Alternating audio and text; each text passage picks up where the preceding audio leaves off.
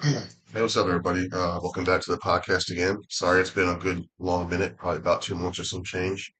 Just been dealing with my lower back issues and stuff. So I had an injection about 2 months ago, well, 2 months ago now. Helped out for a while and started to come back a little bit. So I got another follow-up coming up in the 15th of April for another injection before they talk to me about permanent, taking down the swelling in the L1, I mean the L4 and L5 discs and L1 through L3 discs as well.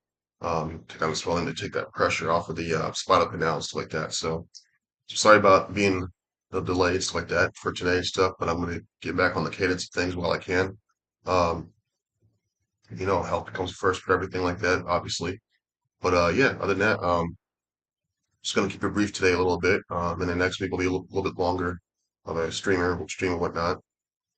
I just want to catch up on some stuff that we've all been seeing in the news about dlss 5.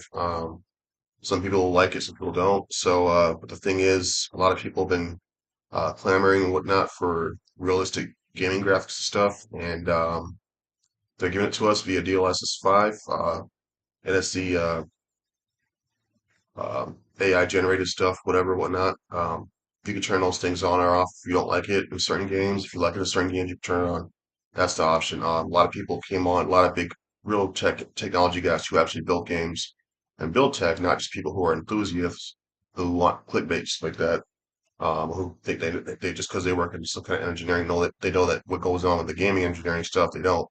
Let alone they don't know what the technology that AMD and NVIDIA are using because they're not staff members there. So let's just keep it real. These guys are going to make this next gen technology for everybody. It's going to improve gaming and whatnot. You best believe Intel and AMD are doing the same damn thing. So let's be honest with it. So before we jump to conclusions and try to sit there and like call it AI slop or oh, it's the best thing since created bread, whatever you want to call that, the whole line there. Um, sliced bread, I should say. Excuse me. Let's give it a shot and see what it is. We won't know what it is actually until September this year. Starfield looked amazing. Resident Evil looked pretty good. I do agree with some of the Hogwarts Legacy one. That one needs a little bit work. Makes sure a lot of the characters look like like younger teenager kind of things, whatever. But I'm pretty sure they'll fix that later on. Again, it's the feature you can toggle on and off a game. So people just need to calm down, pump the brakes and stuff. Enjoy gaming, have fun, like it's meant to be, plain and simple. We're getting next gen technology to make your games look real, like you've been wanting them to look real for so long. So that's just what that is. And I like that demo that they have there with the big castle building type of thing, and the table with the fruit and the water jugs and all stuff like that. So gaming is getting more realistic and stuff. People don't have to make realistic graphics all the time. Um, Top selling games and game of the year games, stuff like that, what you want to call it. People have their different art forms. So some people will use that, whether it be cel shaded, cartoony type of platformer games or realistic games. Um, you know, like for instance, from like Spiral, uh, like the next gen Spiral game, Microsoft Activision's could be making and stuff behind closed doors, or another Crash Bandicoot game.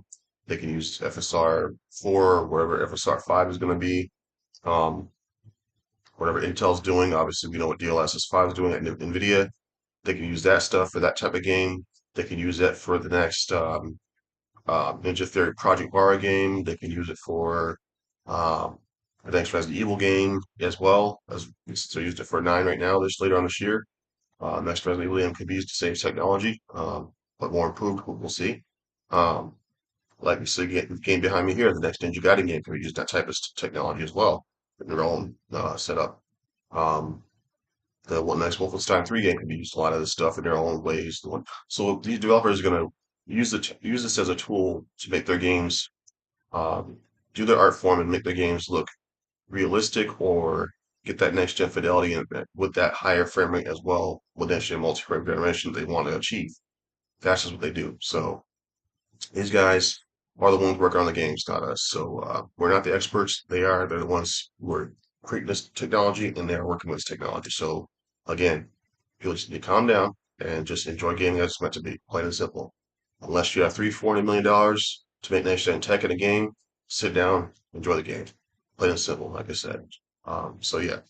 Um, but other than that, yeah, I think it looks great. I think, like I said, the Hogwarts thing was kind of a little bit, whatever, but that's on the developer. This is solely on the developer's decision on what they want their game to look like moving forward with this next gen tech. So it's not our decision; it's the developer's decision. They're the ones making the games, not us. Plain and simple. So that's where that is.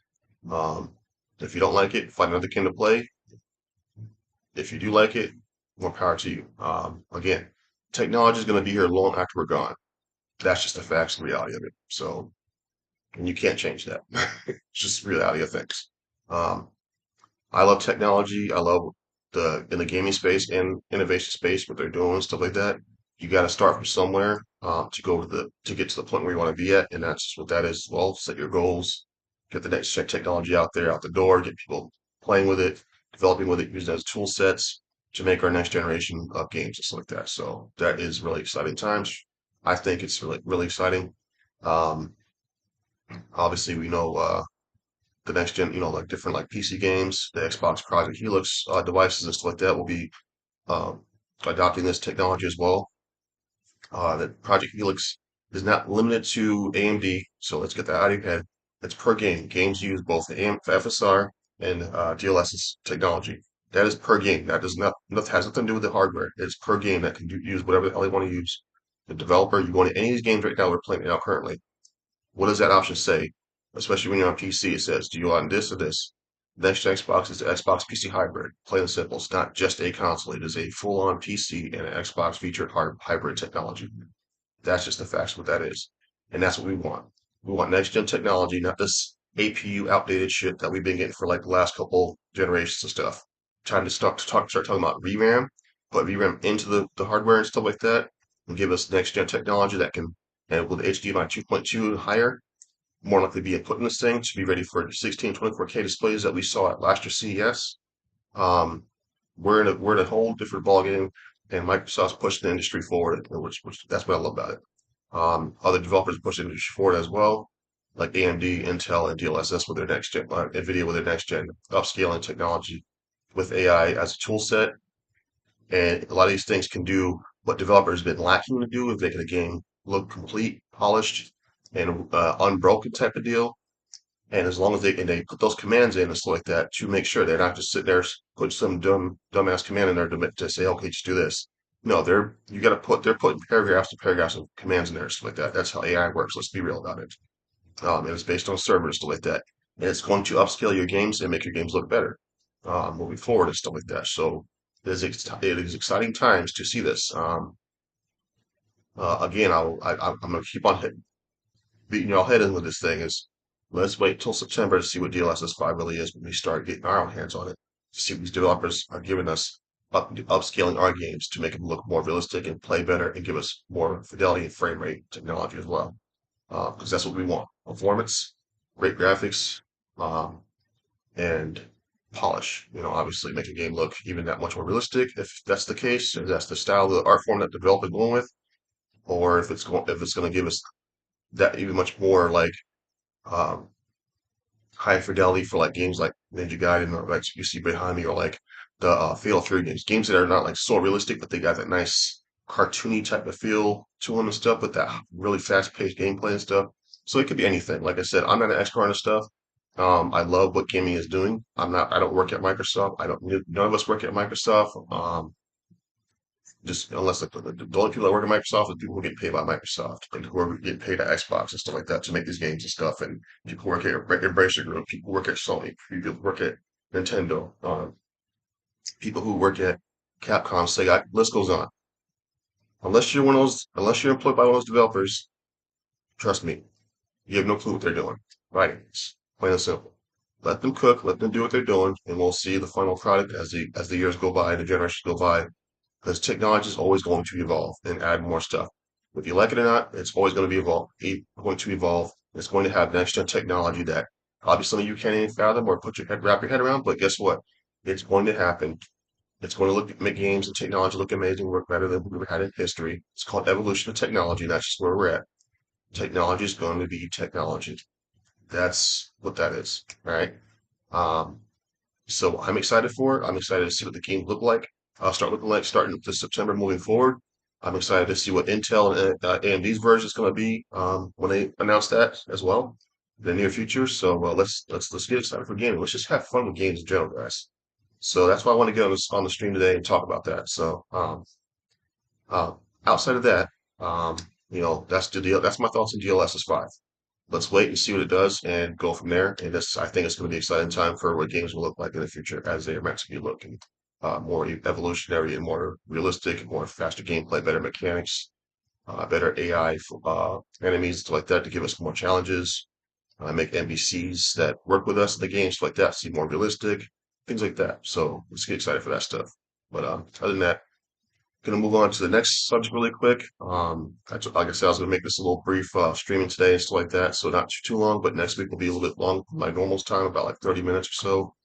He's talking about whatever else is in the news, what's coming in the news, stuff like that. So, um, but yeah, really cool stuff that GDC announced with Jason Ronald about Project Helix, next gen Xbox PC hybrids. Um, Dev kits are going out early next year. They could very well, I mean, the first party game studios already have access to this thing, so they could very well launch it later next year if they wanted to, their variation. But I think I mean, they're probably going to let their third party partners of Lenovo Asus launch their variations first, whatever that is. Probably could be at the end of this year being announced or launch early next year, next summer type of deal. Microsoft will probably launch their proprietary ones either later next year at the well, yeah, I'll say like some later like second half of next year, I want to say, or they can launch early 2028. I don't think I think people are going to break the mold of like you don't have to keep launching hardware for Christmas time, guys. Let's get that out of your heads.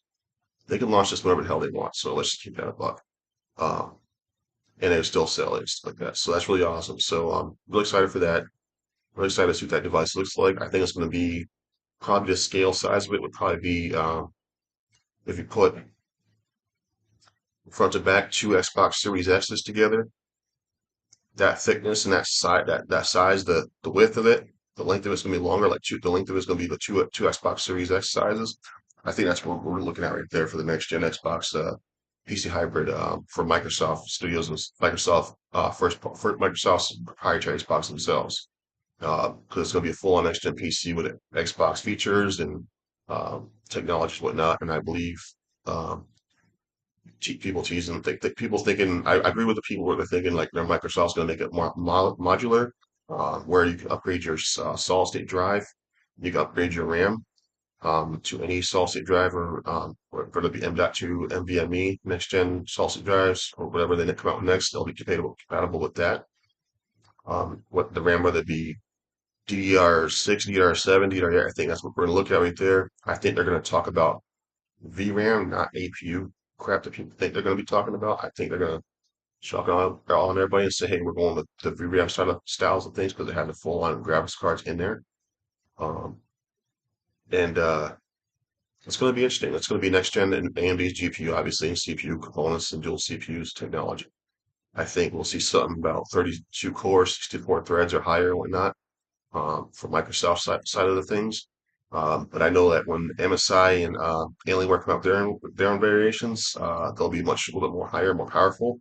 Those will probably be the ones in later 2028 or something like that, or summer 2028. You can see it those earliest, or the latest, I should say. But yeah, everybody's making their own variations of these next gen Xbox PC hybrid and stuff, and obviously the handheld market's massive too. So it's a whole new game. Microsoft changed the game for the better, giving you access to play your games anywhere you want via Xbox Play Anywhere, which is amazing.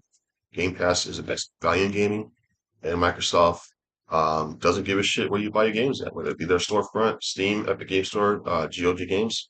They're still making money, plain and simple. They're Microsoft's a $4 trillion plus company and surging. They're literally like a lot of areas, light years ahead of everybody else in the tech industry and whatnot, if not in all areas. They're just doing a thing. On the Xbox side of things, they're making gaming fun and exciting again, as it should be. Um, I don't want to see, I don't mean to say the word again, but I'm saying like not every game has to be a Souls-like game. We had too many of those damn things the last couple of years. We're gonna have games like Ninja Gaiden, Hack and Slash. Ninja Gaiden was technically one of the first Souls games back in Nintendo days. Let's be real, but in the 360 area. But it's fun to play. It's a more hack and slash than this From Software game. So you have the best of both worlds from like a hack and slash, like a Devil May Cry, um, and Ninja Gaiden, whatever the next installment is, which one will be Ninja Gaiden 5, and it'll be published by Xbox Game Studios again. I think Devil May Cry is coming out soon because they're teasing something there. With Roman numeral 6, I think that's Devil May Cry 6 because it's what's his name's Virgil Sword right there, I believe. Um, and I've been playing a little bit of that. I've reinstalled Ninja Gaiden 4 to play. I've been playing, what you see in the background is their new DLC and stuff they launched with the new weapons, new enemies, new chapters, and new game modes and stuff like that. And additional playthroughs with the new weapons as well through the whole different chapters and stuff with as riding high boosts and all that. So I've been playing that a little bit. Obviously on the Diablo 4 grind with season 12 out now, getting ready for season 13, the next massive expansion with a new biome and weapon with armor and new features and runes and stuff like that coming April 28th next month. So I'm excited for that. We got Forza Horizon 6 based in Japan around the corner in May 19th. Starfield just got a massive got a massive update with a new 5 new missions to take out assassins, and then the new big update, the free updates coming to on April 7th, and Starfield will officially be launching the PS5 as announced by Microsoft's Bethesda Studios next month. So excited for people to get to check that game out. Starfield is very beautiful and gorgeous. A lot of new features they're adding to that too, where you can just travel planet to planet and stuff.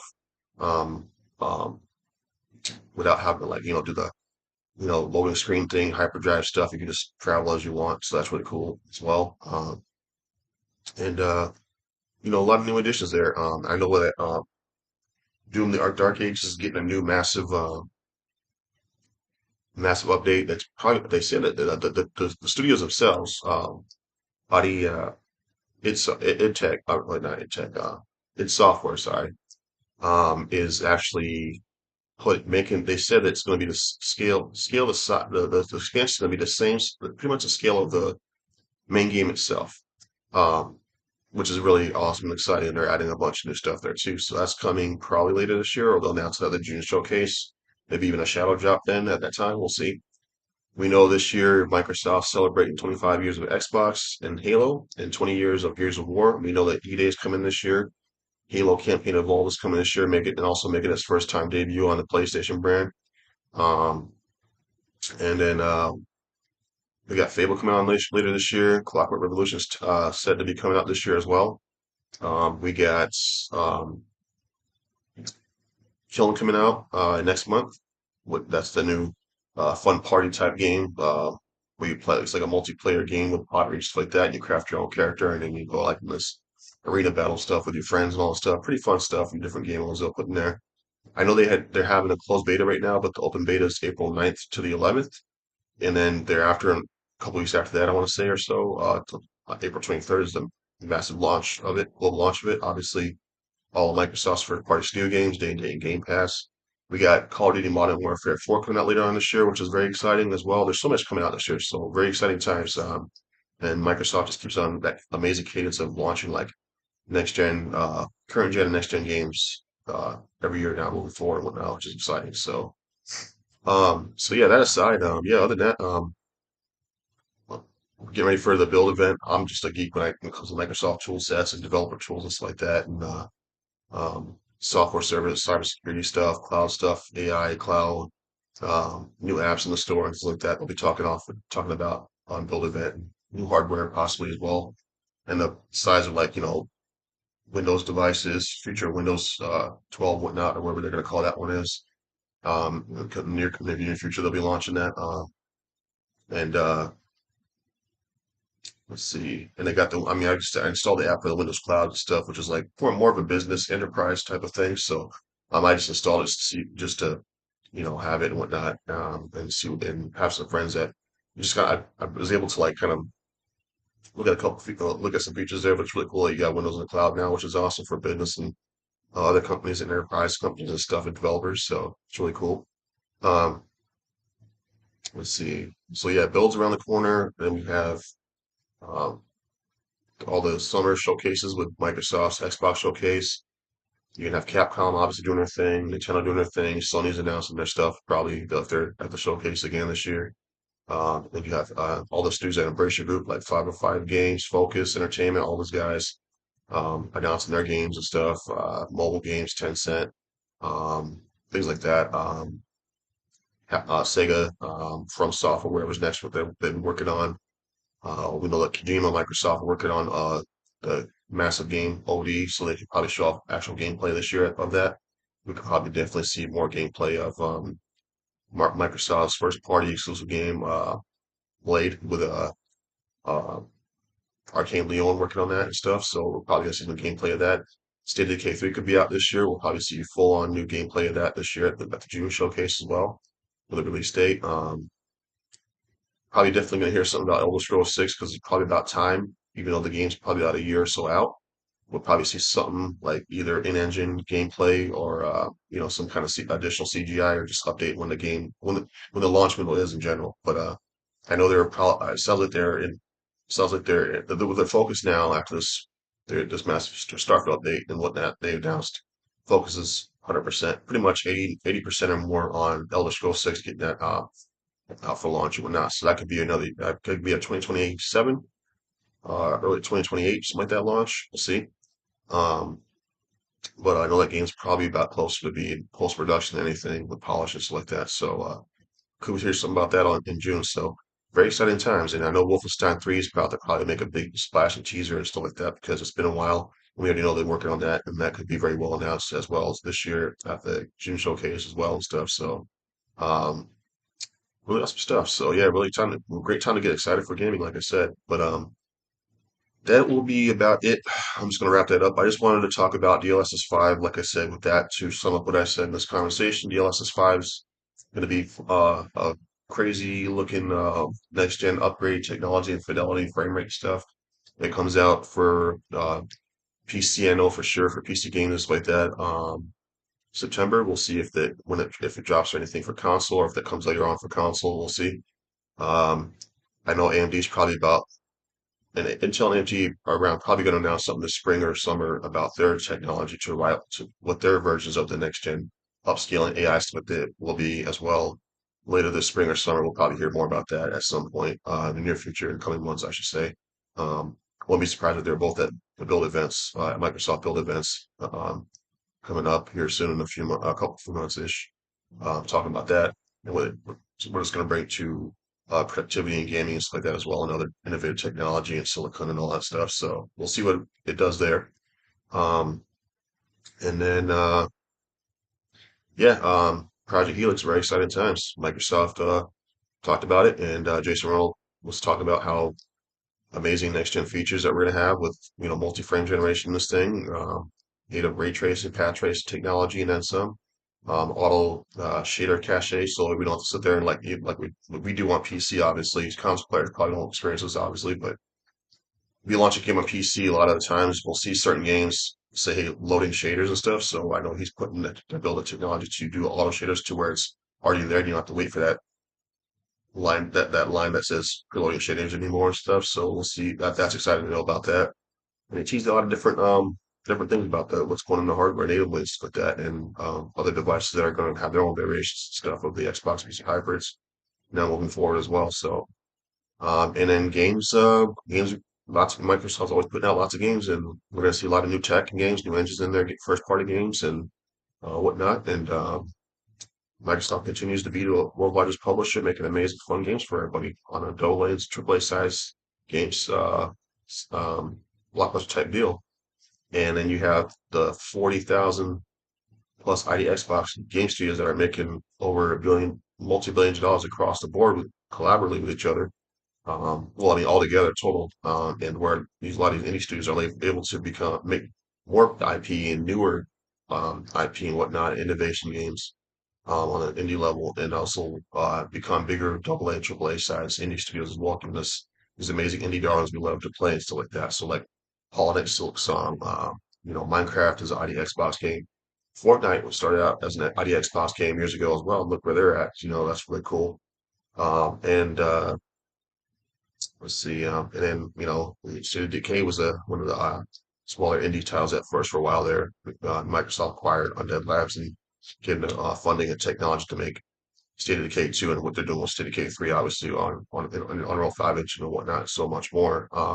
Same thing with Ninja Theory, which Microsoft owns now as well with the Hellblade franchise. Now they're making Project Mara, and they're working on the Inside Codename Insight project for years now as well. So we'll probably see Project Mara at the June showcase as well, which I'm excited for because I love my survival horror games and what Ninja Theory does with their mechanics and graphics and stuff like that with Unreal 5 as well. And obviously Coalition being the masters of Unreal 5 engine and stuff like that, Unreal Engine in general, but especially now we know they're going to do some amazing things with Unreal 5 engine as well. Um, Halo campaign involved will be an Unreal 5 engine as well because the Halo franchise is shifting from Slopes-based engine, which some indie developers probably be using Slopes-based engine from now on, which is it's a good engine. It's not a bad engine at all. I mean, it's a good engine and whatnot. So I can see indie developers adopting that engine as well. But a lot of people use Unity engine. Unity 6 engine right now, whatnot, has some features actually even that tops certain features and more balances than what Unreal 5 engine doing right now and stuff like that. Unreal 5 engine is great. I think Epic just needs to make some fixes in their engine and stuff. Other than that, Unreal 5 engine is amazing. Like Ninja Gaiden 4, you see in the background, that's all UE5 right there, which is awesome. Um, so, Gears of War EA is going to look amazing with Coalition rocking out the Unreal 5 engine there. So is Halo Campaign Evolved. So DK3 is going to look amazing. Whenever we get Hellblade 3 in a few years from now, that's going to look even phenomenal as well, because Hellblade 2 still looks amazing as hell in Unreal 5. If you haven't played that yet, definitely go check it out. See a lot of cool games coming up and everything, and like I said, I'm always on the Diablo 4 grind, and I've been playing a little bit of some more Halo Infinite here and there. I took a break from the shooter games for a little bit, but been playing some Black Ops 7 again and some Halo Infinite again and whatnot, but still always on the Diablo 4 grind. Just finished up Resident Evil 4 Remake that I got from Steam not too long ago. I've been tinkering out with the Ada Wong storyline here with the DLC that they put in there. Haven't got to Resident Evil 9 yet. I'll let you get there at some point whenever I feel like it. My backlog's all done and stuff like that, so I just play games as I want to play them as type of deal, and that's the freedom of gaming. Just play whatever the hell you want when you want. And especially if you're on Game Pass, install what you want to play, then install what you want to catch up and play on later on, or whatever it is, or install all of them. So the choice is yours. Um, so yeah, just been playing that. Playing a little bit of Dying Light 2 Reloaded, just messed around with that a little bit, playing around with some ultra settings on that now and stuff on my PC. Because I beat it on console, but I want to check out PC because obviously when you play a game on a PC, you get the full version of the game with li- little to no limitations. Like you're getting the ray trace, path trace, stuff like that. And everything on there in a high frame rate, like 240 hertz, 1440p on my laptop is amazing with path trace and ray tracing all these games and stuff like that, and lumens and everything turned up to ultra and all that stuff. So really excited for that. But just messing around with that. Then let's see what else. I pre-installed Forza Horizon 6, so very excited for that, obviously.